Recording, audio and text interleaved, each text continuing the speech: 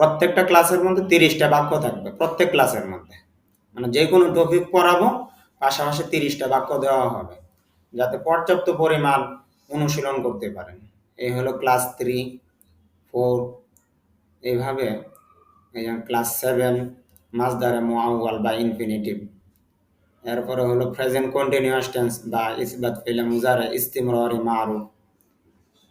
এই হলো আস্তে আস্তে এইভাবে ফেলে মাঝে কারিব বা প্রেজেন্ট পারফেক্ট টেন্স, আর ফার্স্ট ইনডিফিনিট টেন্স ফেলে মাঝে বাঈদ। এইভাবে এভাবে আস্তে আস্তে পড়তে পড়তে একদম দেখেন আফালা নাকাইসা বা মডাল ভার্বস। এইভাবে 40টা ক্লাস দেওয়া আছে, ইনশাল্লাহ 40টা ক্লাস পড়াবো। দিয়ারের ব্যবহার বা জমিরের শান, এরপরে ভার্ব শব্দ, গুরুত্বপূর্ণ কিছু শব্দ দেওয়া আছে এগুলো। এইভাবে ইনশাল্লাহ ধারাবাহিকভাবে 40টা ক্লাস আপনাদেরকে পড়িয়ে দেওয়া হবে ইনশাল্লাহ। তাহলে আজকে আমাদের ক্লাস হলো ক্লাস 2, ক্লাস 1 পড়াইলাম।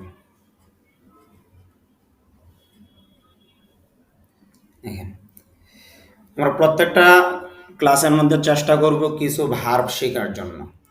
মানে আরবিতে এগুলোকে মাসদার বলা হয় বা ফেলও বলা যেতে পারে, কারণ থিং যে ভার্বটা এটা বেস ফর্মও হতে পারে আবার V1ও হতে পারে। বেস ফর্ম হলে মাসদার হয়ে যায়, আবার V1 যদি ধরেন তাহলে আবার এটা ফেল হয়ে যায়। মানে দুটো ভিন্ন অর্থ, সেম তো আরবির সাথে মিলবে না, এই আর কি।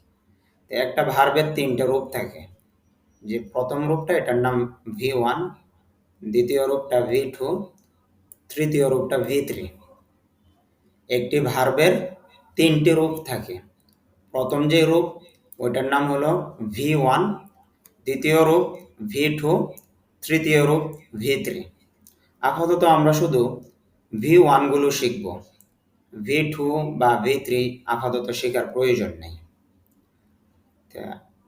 প্রত্যেকটা ভার্বের অর্থ দেওয়া আছে, আর ডান পাশে দেখেন আইপি দিয়ে উচ্চারণ, মানে IPA মানে ইন্টারন্যাশনাল ফোনেটিক্স অ্যালফাবেট, আন্তর্জাতিক ধ্বনিমূলক বর্ণমালা। মানে ইংরেজির যে উচ্চারণ সব থেকে বিশুদ্ধ উচ্চারণ একমাত্র আইপি এর মাধ্যমে লেখা যায়। এটা পাশাপাশি আমার বইয়ের মধ্যে প্রত্যেকটা ওয়ার্ডের পাশাপাশি IPA দিয়ে দিয়েছি যাতে শুদ্ধ উচ্চারণটা আয়ত্ত করতে পারেন। তাহলে আমার সাথে পড়েন সবাই। থিং চিন্তা করা, থিং চিন্তা করা, থিং চিন্তা করা। স্পেন্ড ব্যয় করা, আরেকটা অর্থ হলো কাটানো। যেমন আই স্পেন্ড মানি, আমি টাকা ব্যয় করি। আই স্পেন্ড টাইম, আমি সময় কাটাই। স্পেন্ড শব্দের অর্থ হলো ব্যয় করা আবার কাটানো, উভয়টি অর্থ।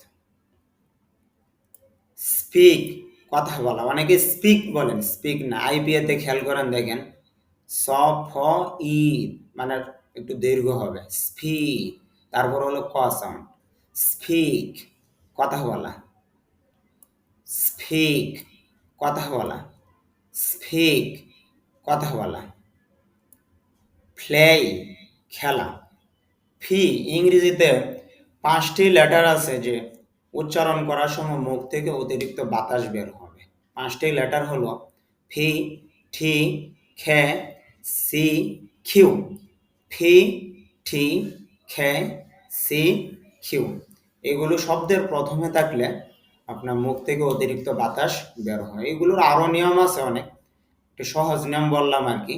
শব্দের প্রথমে যদি থাকে তাহলে আপনার মুখ থেকে অতিরিক্ত বাতাস বের হবে। এই জন্য প্লে বলা যাবে না, উচ্চারণ বলতে হবে প্লে।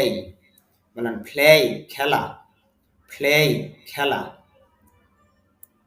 আন্ডারস্ট্যান্ড বুঝতে পারা। আইপিএতে খেয়াল করেন আন্ডার পরে স্টে, এখানে উপর একটা ফোঁটা আছে মানে ধাক্কা দিতে হবে আর কি। আন্ডারস্ট্যান্ড, আন্ডারস্ট্যান্ড বুঝতে পারা। সাপোর্ট সমর্থন করা। সাফো ফর মধ্যে ধাক্কা দিতে হবে, আবার ও এখানে টান আছে। সাপোর্ট সমর্থন করা, সাপোর্ট সমর্থন করা। নো জানা, এখানে খেয়াল করেন শব্দের শুরুতে খেয়ে আছে, অথচ লেখায় আছে কিন্তু উচ্চারণে আসতেছে না। যদি উচ্চারণে নিয়ে আসে উচ্চারণ হবে কেনু, অথচ আমরা বলতেছি নো, জানা। আপনি যদি আইপিএ শিখেন তাহলে তো এমনিতে বলতে পারবেন এটা নো হবে। আর এটার জন্য সহজ একটা নিয়ম আছে, আপনার এন এর পূর্বে যদি খেয়ে থাকে তাহলে খেয়ে লেখায় আসবে, উচ্চারণে আসবে না। এন এর পূর্বে যদি খেয়ে থাকে তাহলে কে লেখায় আসবে, উচ্চারণে আসবে না। যেমন নো জানা, নি হাঁটু, নলেজ ইত্যাদি অনেক শব্দ আছে, এন এর পূর্বে খেয়ে আছে, এই জন্য খেয়ে শুধু লেখায় আসবে, উচ্চারণে আসবে না। আমরা 7টি ভার পড়লাম। এখন আমরা প্রেজেন্ট ইনডিফিনিট টেন্সে কিভাবে এস বা ইএস যুক্ত করব ওই নিয়মটা শিখবো আর কি। মানে মুজারে যেই হাল, সাধারণ বর্তমানকাল ইংরেজিতে বলা হয়, বাংলাতে বলা হয় সাধারণ বর্তমানকাল, ইংরেজিতে বলা হয় প্রেজেন্ট ইনডিফিনিট টেন্স, আরবিতে বলা হয় মুজারে হাল। এখানে কিভাবে এস বা ইএস যুক্ত করবেন? এস বা ইএস যুক্ত করার জন্য 3টি নিয়ম আছে, 3টে যে কোনো একটি মুখস্থ করবেন। দেখেন এখানে যে 3টি রুলস দেওয়া হয়েছে তার যে কোনো একটি মুখস্থ করলেই হবে। কি কি 3টি রুল?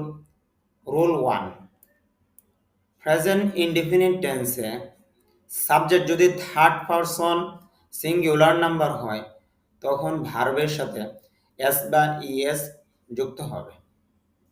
এটা যারা স্কুলে পড়ছেন সহজে বুঝতে পারবেন, কিন্তু যারা অতীতে পড়েননি এই নিয়মটা বুঝবেন না, ওনাদের জন্য অনেক কঠিন হয়ে যাবে। তাহলে এই নিয়মটা যদি না শিখেন অসুবিধা নেই, দ্বিতীয় নিয়মটা দেখেন, ওইটা যদি পারেন। রুল 2, এটা হলেও হবে। আই ইউ বহুবচন 3টে, আই ইউ বহুবচন ছাড়া যত সাবজেক্ট আছে প্রেজেন্ট ইনডিফিনিট টেন্সে তার ভার্বের সাথে এস বা ইএস যুক্ত হবে। আই ইউ এবং বহুবচন ছাড়া যত সাবজেক্ট আছে, আই তো দেখতেই চেনা যাবে, ইউ এটাও দেখতে চেনা যাবে, বহুবচন মানে একের অধিক, 2 3 4 5 যাই হোক ওইটাই বহুবচন। এক বচন বহুবচন, আরবিতে এক বচন, দ্বিবচন, বহুবচন, ওয়াহেদ, তাসনিয়া, জমা আছে, কিন্তু ইংরেজিতে বা বাংলাতে দ্বিবচন নেই। এই জন্য একের অধিক যা আছে সবগুলো বহুবচন। তাহলে বহুবচন বলতে 2টি হতে পারে, 3টি হতে পারে, 4টি হতে পারে, আরো বেশিও হতে পারে। তাহলে 3টে বিষয় বুঝলাম, আই ইউ বহুবচন। এই 3টের বাহিরে যদি কোনো সাবজেক্ট হয় তাহলে প্রেজেন্ট ইনডিফিনিট টেন্সে ভার্বের সাথে এস বা ইএস যুক্ত হবে। এই নিয়মটা আমি মোটা করে দিছি, মানে এই নিয়মটা সব থেকে সহজ নিয়ম, চেষ্টা করবেন এটা মুখস্থ করার জন্য। 2 নম্বর রুল, যদি 2 নং যদি মুখস্থ না করতে পারেন 3 নংটা পড়বেন। রুল 3, প্রেজেন্ট ইনডিফিনিট টেন্সে সাবজেক্ট যদি ওয়াহেদ গায়েব হয়, ওয়াহেদ গায়েব মুজাক্কার গায়েব হতে পারে বা মুয়ান্নাস গায়েব হোক, যেটাই হোক ওয়াহেদ গায়েব হলেই হবে, তার ভার্বের শেষে এস বা ইএস যুক্ত হবে।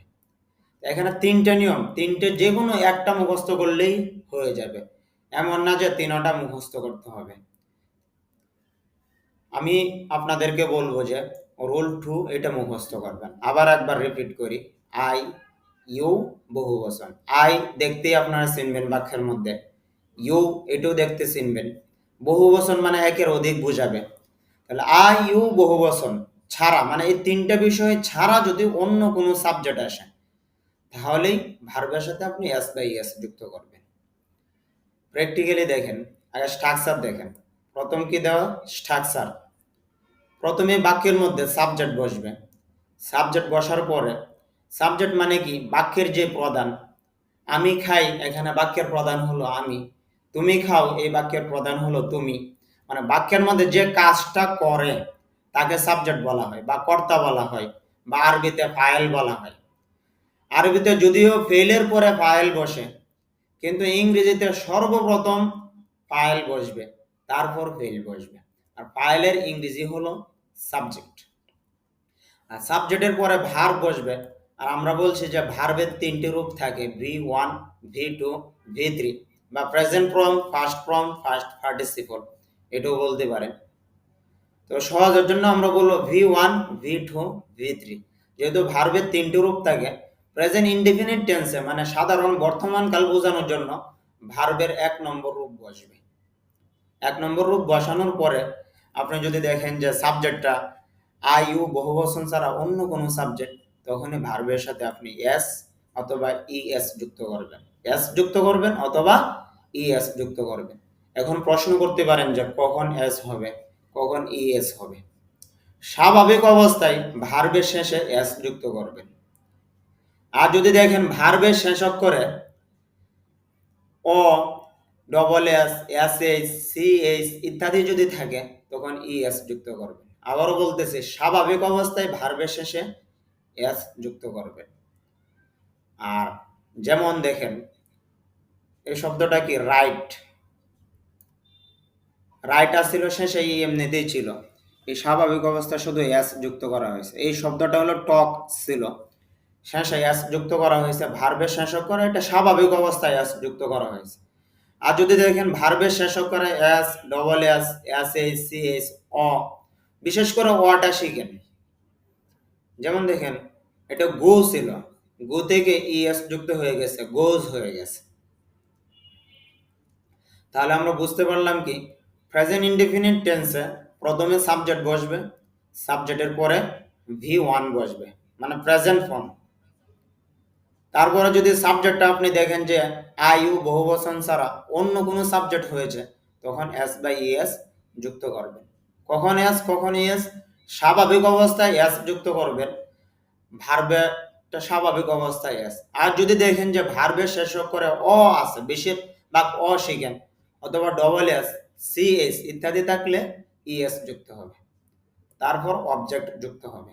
অবজেক্টও হতে পারে, কমপ্লিমেন্টও হতে পারে, যে কোনো একটা কথা মনে রাখবেন যে বাক্য সাবজেক্ট আর ভার্ব দ্বারাই পরিপূর্ণ হয়ে যায়, অবজেক্টের তেমন প্রয়োজন হয় না। মাঝে মধ্যে আসে, মাঝে মধ্যে আসে না।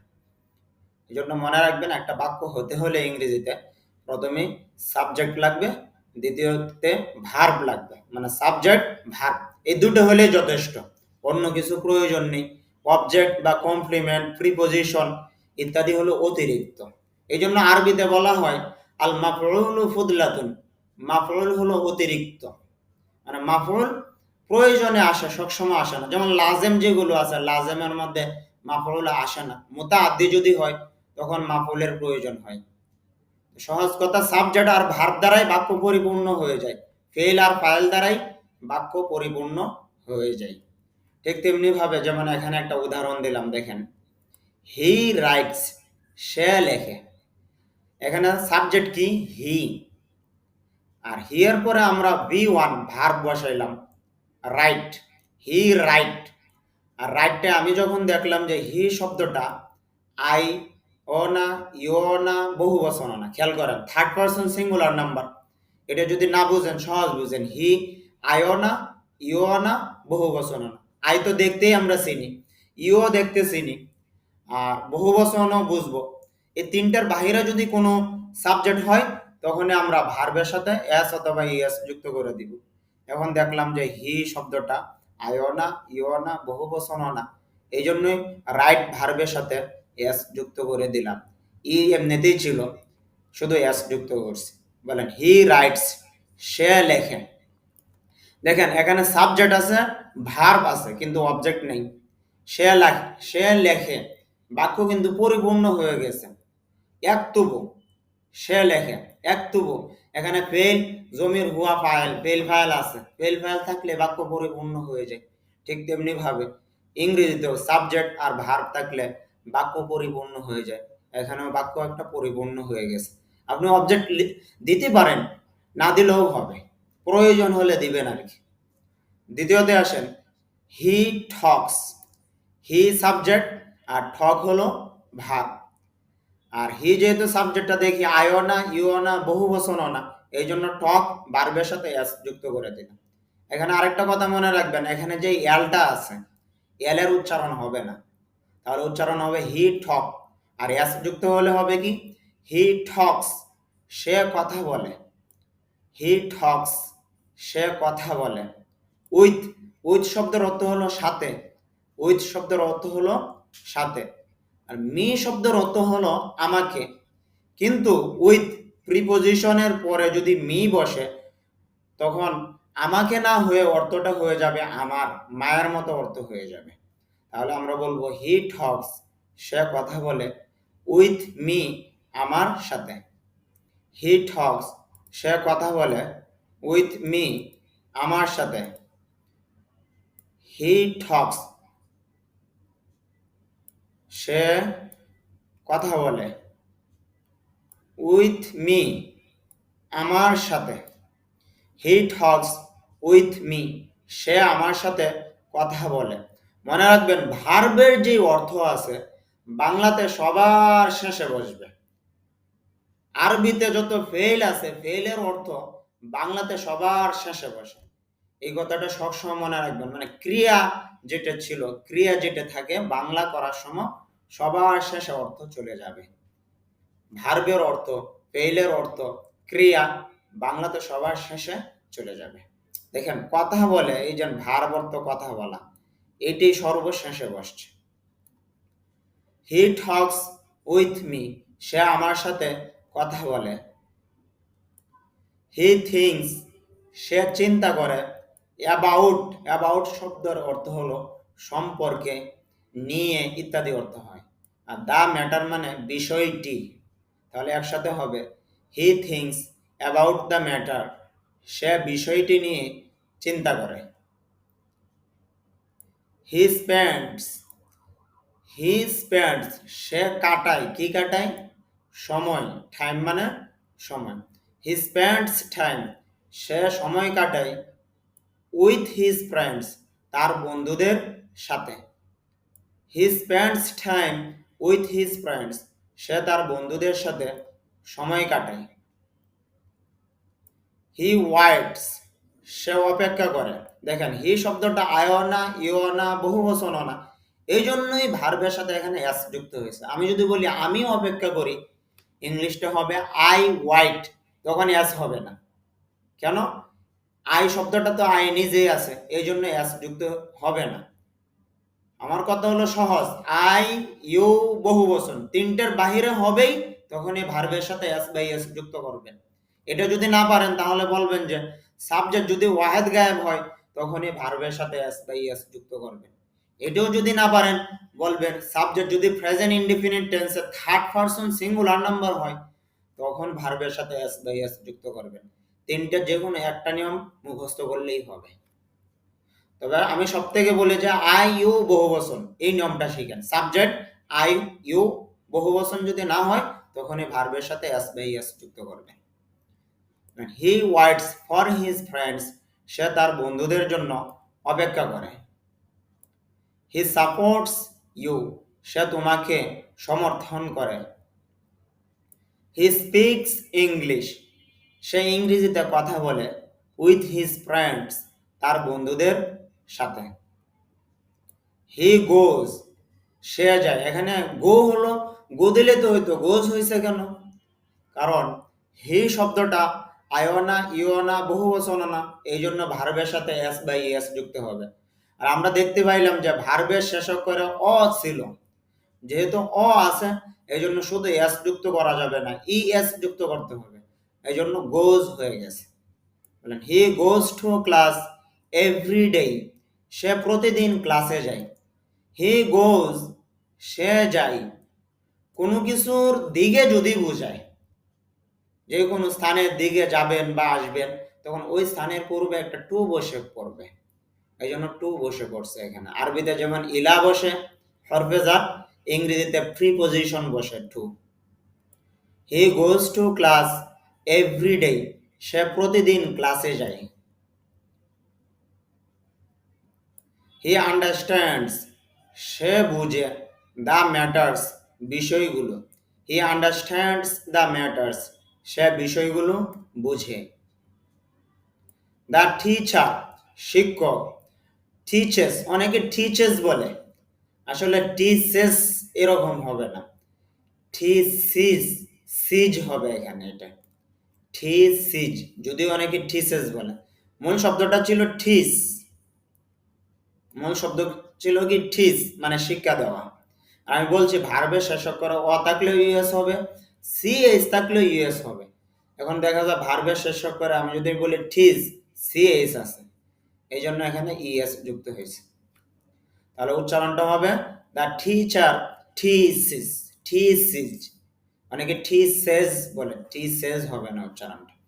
দ্য টিচার টিচিস ইংলিশ, শিক্ষক ইংরেজি পড়ান।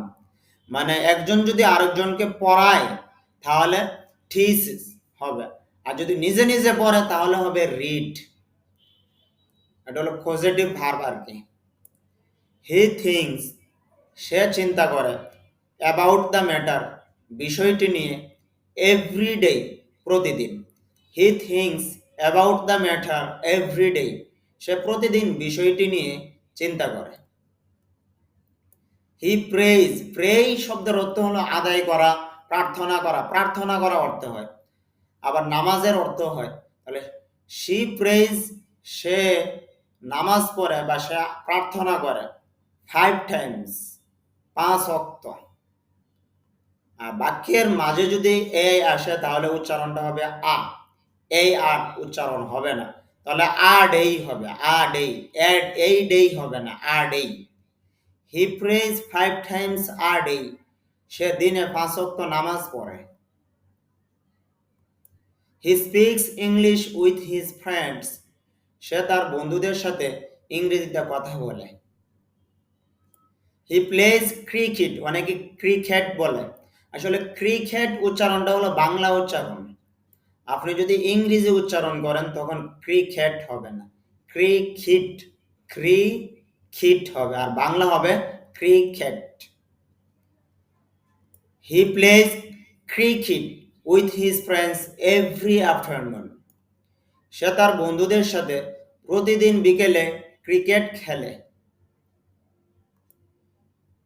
শি হেল্পস, শি দ্বারা মেয়ে জাতি, মহিলা জাতি বোঝাবে, মানে আরবিতে যেমন হিয়া বোঝায় আর কি।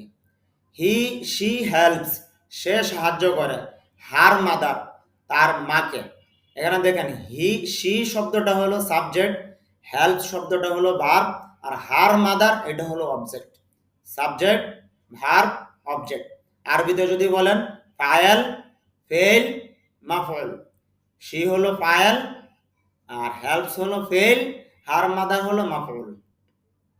আর ইংরেজিতে হলো she subject, helps verb, her mother object. She helps her mother, সে তার মাকে সাহায্য করে। হি সাপোর্টস দেম, সে তাদেরকে সমর্থন করে। হি নোজ দ্য ম্যাটার্স, সে বিষয়গুলো জানে। My friend understands the matters, আমার বন্ধু বিষয়গুলো বুঝে। দেখেন মাই ফ্রেন্ড, এখানে যারা আপনারা প্রেজেন্ট ইনডিফিনিট টেন্সে থার্ড পারসন সিঙ্গুলার নাম্বার পড়ছেন, এখন আপনারা মিলান যে মাই ফ্রেন্ড এটা কোন পারসন কোন নাম্বার। এখানে বেশিরভাগই বলবেন যে এটা ফার্স্ট পারসন, আসলে এটা ফার্স্ট পারসন না। এখন এটা কিভাবে বুঝবেন, আমি আপনাদেরকে যে সহজ নিয়ম বলছি যে সাবজেক্ট যদি আই, ইউ বহুবচন না হয়। এখন আপনারা বলেন যে মাই ফ্রেন্ড শব্দটা কি দেখতে আয়ের মতো দেখা যায়? না। ইউর মতো দেখা যায়? না, ইউর মতো তো দেখা যায় না। তাহলে মাই ফ্রেন্ড অর্থ হলো আমার বন্ধু, এটা কি বহুবচন বোঝায়? না, বহুবচনও বোঝায় না। তে আয়ও না, ইও না, বহুবচনও না, এই তিনটের বাহিরে। আর আমি বলেছি যে তিনটের বাহিরে হলেই ভার্বের সাথে এস বাই এস যুক্ত করে দেবেন, এই জন্য আন্ডারস্ট্যান্ডের সাথে এস হবে। আর আপনারা যদি ইংরেজি খুঁজেন ওই যে থার্ড পারসন সিঙ্গুলার নাম্বার, হয়তো ভুলে আপনি বলতে পারেন যে মাই ফ্রেন্ড, হয়তো ওটা ফার্স্ট পারসন হবে, তখন আপনি এস বাই এস যুক্ত না করে বাক্য লিখে দিবেন, আর বাক্য লেখার কারণে বাক্য ভুল হয়ে যাবে। আরবিতে কি হবে? My friend understands the matters, আমার বন্ধু বিষয়গুলো বুঝে। দেখি তো আরবিতে কেউ লেখেন তো। মানে এফহামু সে বুঝে, সদিকি আমার বন্ধু, তাহলে হবে এফহামু সদিকি আমার বন্ধু বুঝে। কি বুঝে?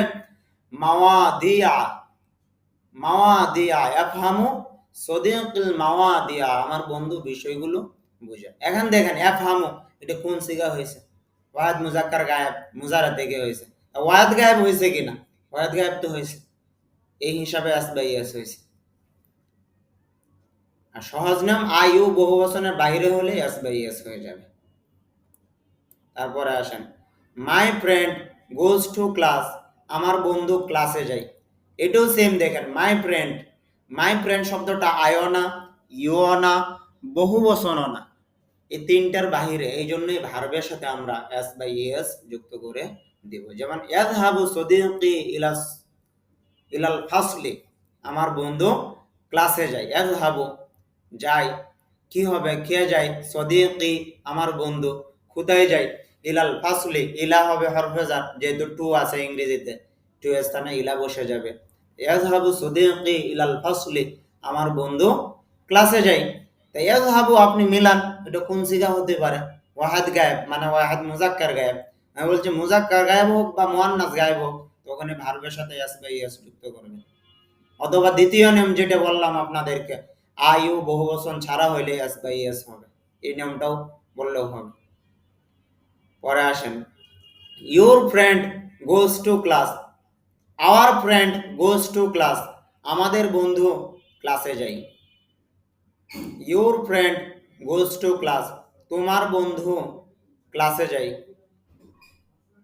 Your friend goes to class, তোমাদের বন্ধু ক্লাসে যায়। দেখেন ইউর শব্দের অর্থ হলো তোমারও হতে পারে, তোমাদেরও হতে পারে। প্রথমটা আমি তুমি, তোমার বলেছি, দ্বিতীয়টা বলেছি তোমাদের। His friend goes to class, তার বন্ধু ক্লাসে যায়। দেখেন হিজ ফ্রেন্ড শব্দটা আয়না, ইয়না, বহু বচনও না, তিনটের বাহিরে। এই জন্য ভার্বের সাথে এস বাই এস। কোন পার্সন কোন নাম্বার এইসব খোঁজার প্রয়োজন নেই, সহজ নিয়ম। আইউ বহু বচন হবে না, তখন ভার্বের সাথে এস বাই এস হবে। Her friend goes to class, তার বন্ধু ক্লাসে যায়। উপরে 23 নম্বর বাক্য হলো কোনো পুরুষের বন্ধু, আর 24 নম্বর বাক্য হলো কোনো মহিলার বন্ধু। দেয়ার ফ্রেন্ড গোজ টু ক্লাস, তাদের বন্ধু ক্লাসে যায়। করিম লার্নস ইংলিশ, করিম ইংরেজি শিখে।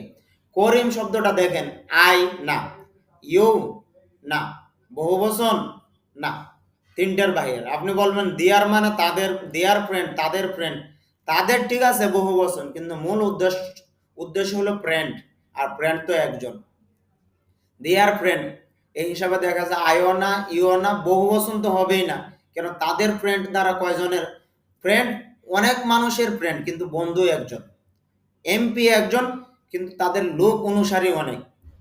এখন যদি এমপি বলেন, এটা কি বহুবচন হয়ে যাবে? এক বচনই তো। তাদের বলতে অনেক বহুবচন ঠিক আছে, কিন্তু মূল উদ্দেশ্য বন্ধু, আর বন্ধুতে এক বচন, এই জন্য এখানে এস যুক্ত হয়েছে। দ্বিতীয় আসেন করিম, করিম দেখেন আয়না, ইয়না, বহু বচনও না, তিনটের বাহিরে, এই জন্য এস যুক্ত হয়েছে। করিম লার্নস ইংলিশ, করিম ইংরেজি শিখে। করিম প্র্যাকটিসেস, অনেকে প্র্যাকটিসেস বলে, আসলে এটা প্র্যাকটিসেস হবে না, practises. Karim practises English with his friends, Karim তার বন্ধুদের সাথে ইংরেজি অনুশীলন করে। Karim practises English with his friends every day, Karim তার বন্ধুদের সাথে প্রতিদিন ইংরেজি অনুশীলন করে। Karim comes to class every morning, Karim comes, Karim আসে, টু ক্লাস, ক্লাসে, এভরি মর্নিং, প্রতিদিন সকালে। Karim comes to class every morning, Karim প্রতিদিন সকালে ক্লাসে আসে। করিম ওয়াইটস, করিম অপেক্ষা করে, ফর হিজ ফ্রেন্ড, তার বন্ধুর জন্য, এভরি ডে, প্রতিদিন। Karim waits for his friend every day, Karim প্রতিদিন তার বন্ধুর জন্য অপেক্ষা করে। আমাদের ক্লাসের মধ্যে প্রত্যেক ক্লাসে 30টা করে বাক্য থাকবে ইনশাল্লাহ, আর এই বইটা থেকে রেগুলার পড়ানো হবে। যারা বই নিতে চান এই নম্বরে যোগাযোগ করবেন, এখানে নিচে যে নম্বরটা দেওয়া আছে এই নম্বরে যোগাযোগ করবেন।